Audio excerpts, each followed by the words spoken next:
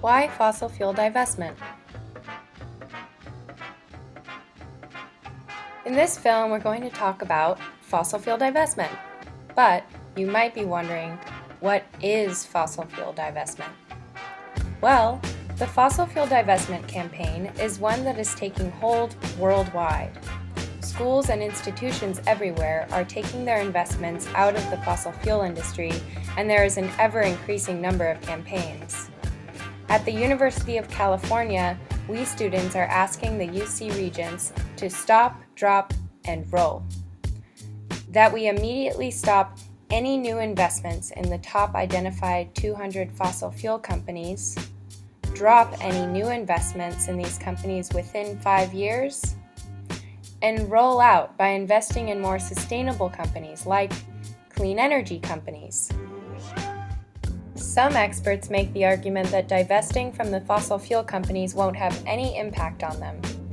As we drop our shares, new shareholders will simply take up the stocks. But divestment isn't about putting a group of companies at a fiscal deficit. It kickstarts a trend. This is a way to send a message to the world. There is a strong, self-perpetuating cycle that involves our personal dependence on fossil fuels and the fossil fuel industry's power over our lifestyles. Breaking that cycle is near to impossible in the present moment, but divesting sends an explicit message to the world and the fossil fuel industry that we are not okay with it.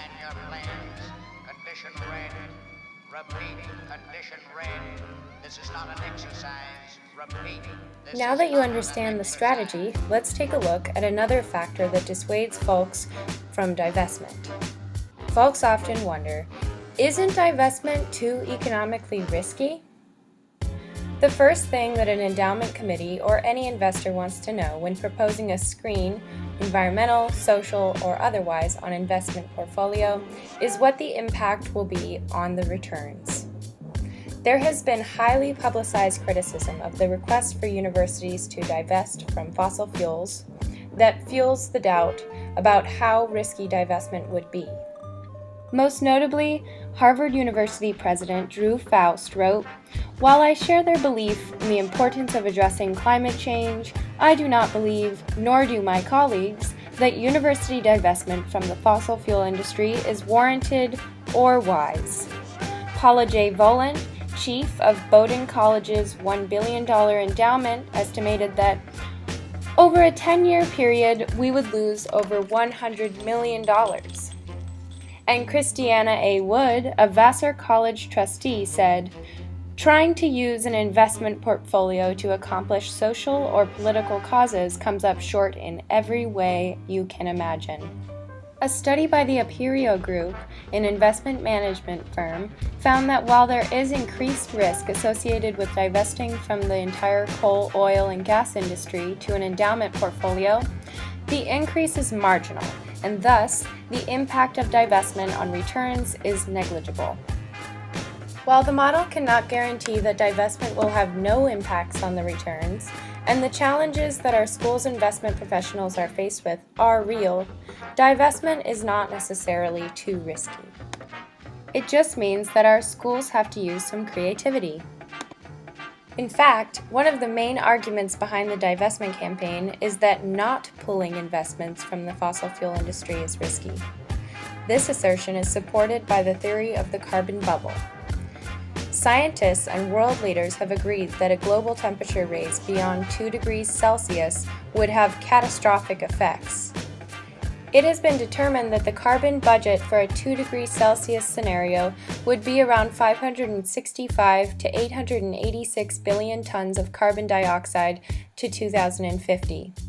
The world's fossil fuel reserves amount to 2,860 gigatons of CO2.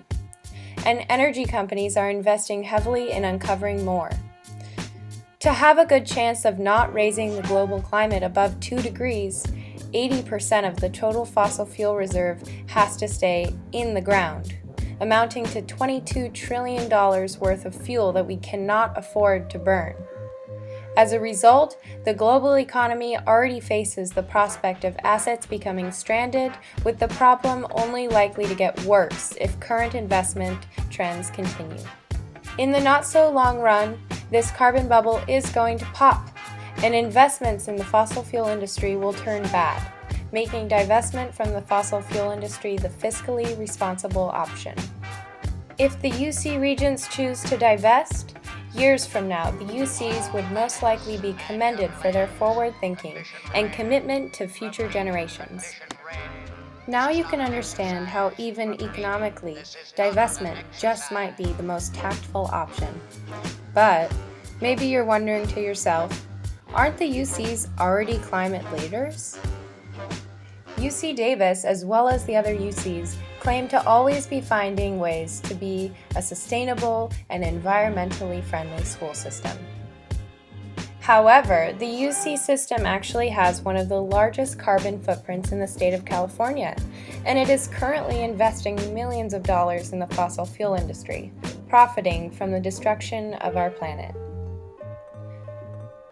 But I chose UC Davis because all the farming and environmental projects.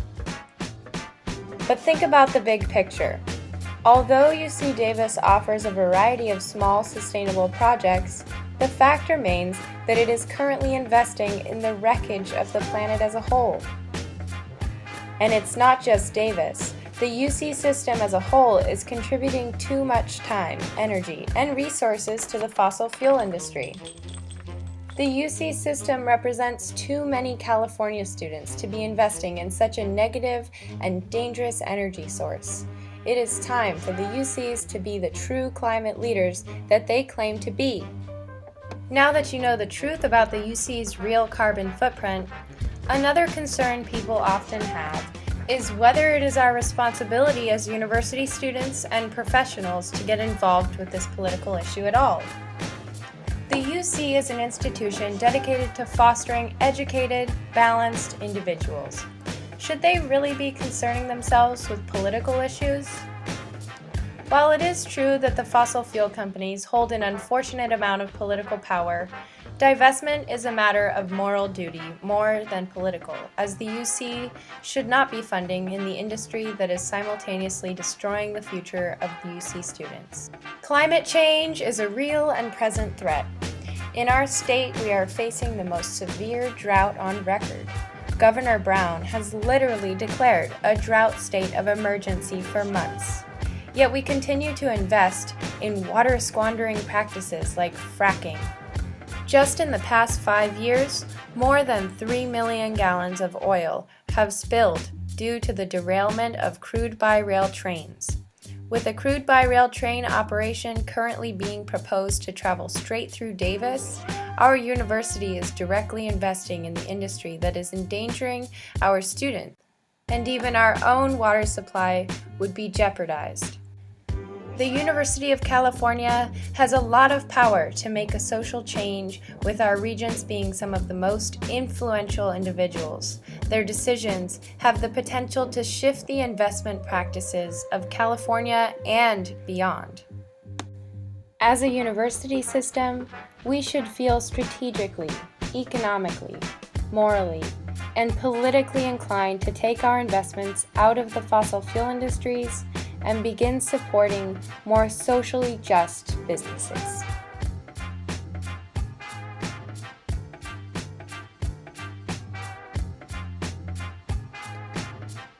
To learn more and sign our petition, visit us at www.fossilfreeuc.org and like our Facebook at www.facebook.com/fossilfreeuc.